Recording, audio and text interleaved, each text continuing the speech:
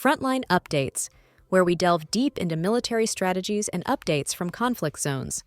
Today, we're discussing the progress of the ongoing special military operation as of December 10, 2024. I'm your host, Sharifa Muhammad MGT. I'm Colonel A.C. Oguntoye, an infantry officer. North Group of Forces. This group successfully engaged and defeated formations of 3 Ukrainian territorial defense brigades in the Kharkiv region, particularly around the settlements of Lipsy and Volchansk. Ukrainian forces suffered losses of up to 70 servicemen, a Gvozdika self-propelled artillery unit, and 3 122mm D-30 howitzers. Welcome to Frontline Updates, the podcast that brings you the latest developments in global security and military operations. I'm your host, and today we're joined by Colonel A.C. Oguntoye for a detailed briefing on the progress of the special military operation. Colonel Oguntoye, thank you for being with us. Thank you for having me. I'm happy to share the latest updates from the operation. Let's start with the North Group of Forces. What has been their focus in the Kharkiv region? The North Group has been active in the Kharkiv region, where they engaged and defeated formations of 3 Ukrainian territorial defense brigades in settlements like Lipsy and Volchansk.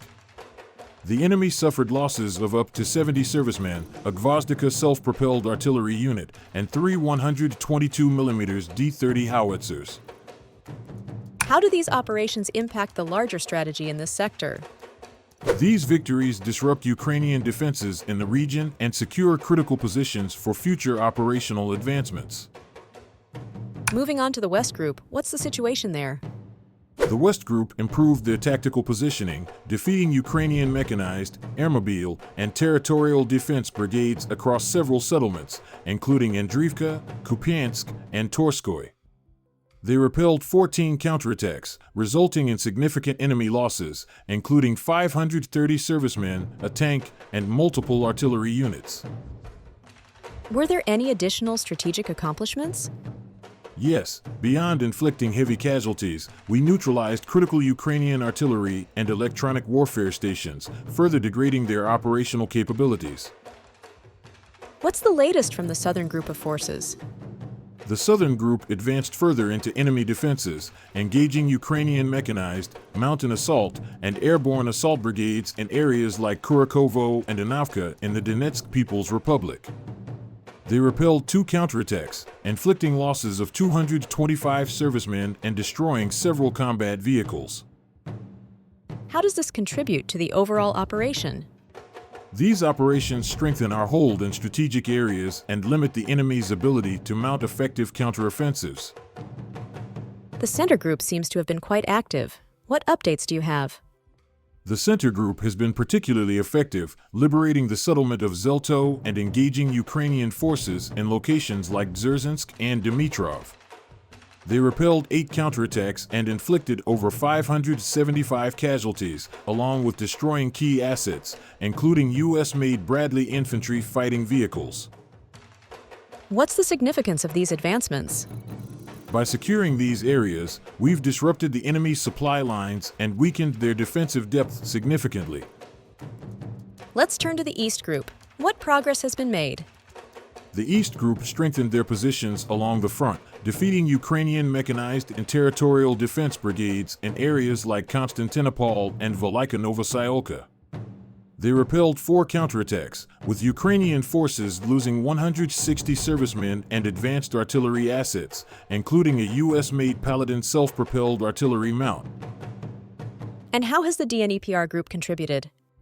The Dnipro Group inflicted losses on Ukrainian forces in the Kherson region, including 25 servicemen and various vehicles, while maintaining pressure on enemy positions. How have air and missile operations supported these efforts? Our aerial and missile forces targeted concentrations of enemy manpower and equipment in 128 areas. These strikes have disrupted Ukrainian logistics and operational planning. Were there any notable successes in air defense? Our air defense systems intercepted 3 U.S.-made HIMARS rockets and 23 UAVs, further ensuring the safety of our positions and infrastructure. What's the latest update from the Kursk region? In the Kursk region, our forces engaged and defeated Ukrainian formations, including mechanized and tank brigades, across settlements like Gayvo and Nikolsky.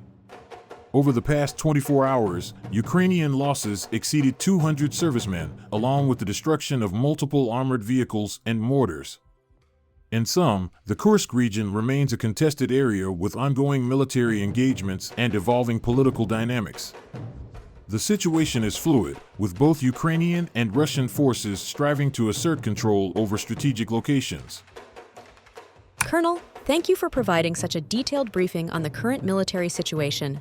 Your insights are invaluable to our understanding of the conflict's dynamics. And thank you to our listeners for tuning in. Join us next time as we continue to provide up-to-date coverage on global military affairs. Stay with us for more updates and expert analyses on global defense and security issues. Stay informed, stay secure. Thank you for having me. Israeli airstrikes have destroyed important military sites in Syria, with over 300 strikes reported since the fall of Assad. Israeli forces have killed at least 34 people in Gaza, with assorted reports of incursions by Israel into Syria. The Syrian rebel takeover of most of Aleppo city has been also reported, ending the long-standing conflict. While Israeli strikes on a Gaza hospital has killed a disabled teenager.